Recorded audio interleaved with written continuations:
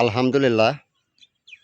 এই যে চৈতালি প্রদেশ প্রদেশ করে, এই দেখেন আমি কয়টা প্রদেশ দেখাই।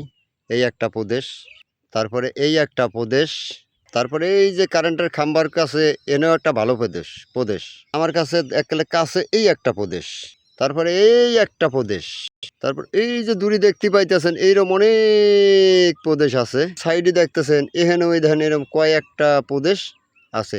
অনেকে মনে করতেন যে জয়েন্ট দেখায়, আসলে জয়েন্ট না, কিন্তু ওখান দিয়ে আবার মানে ভাগ খালি কুলার মাঝখানে এরকম প্রদেশ।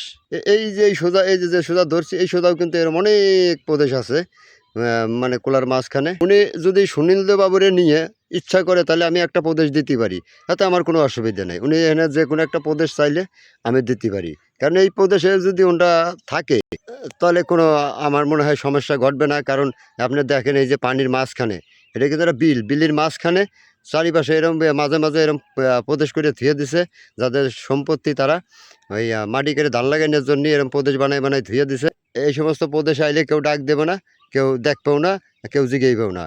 ঠিক আছে, এরম প্রদেশ অনেক আছে। তারপরে সুনীলদা বাবু আর ওই যে চৈতালি রায় একটা লোক, কিন্তু তারা খারাপ না, একেবারে কোনো খারাপ না।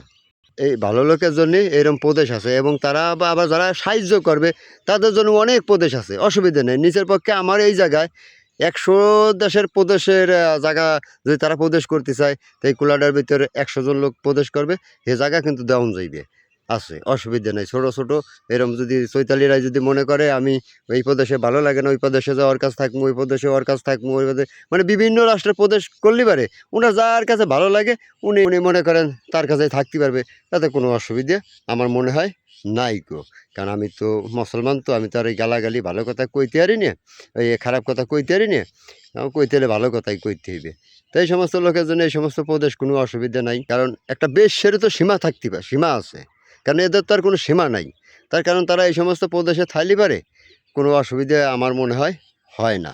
তাহলে সুনীলদা অধিকারী আর চৈতালি রায় যদি কয় যে আমার একটা প্রদেশ লাগবে, তার এটা কিন্তু সুনীলদা অধিকারীরই অধিকারী যে নাম কয় তারই এলাকা, কারণ এটা আছে গৌর নদী আগলঝাড়া বেশি দূর না, পাশাপাশি একই থানা, থানা দুইটা হইলে আপনার কিন্তু একটা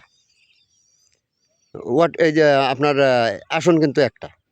তাতে আমার মনে হয় এরকম ভালো ভালো প্রদেশ অনেক আছে, অসুবিধে নাই।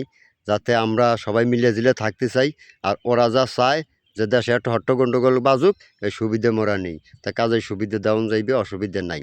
কিন্তু হিন্দু যারা হিন্দু ভাই যারা আমরা মিলে জিলে থাকি, তাদেরকে বলি সবাই হিন্দু মুসলিম ঐক্য হয়ে এই সমস্ত লোকদের থামাইতে হবে, কঠিন আকারে থামাইতে হবে, নাইলে ক্ষতি হবে কাগো, আমাগো নিজেগো।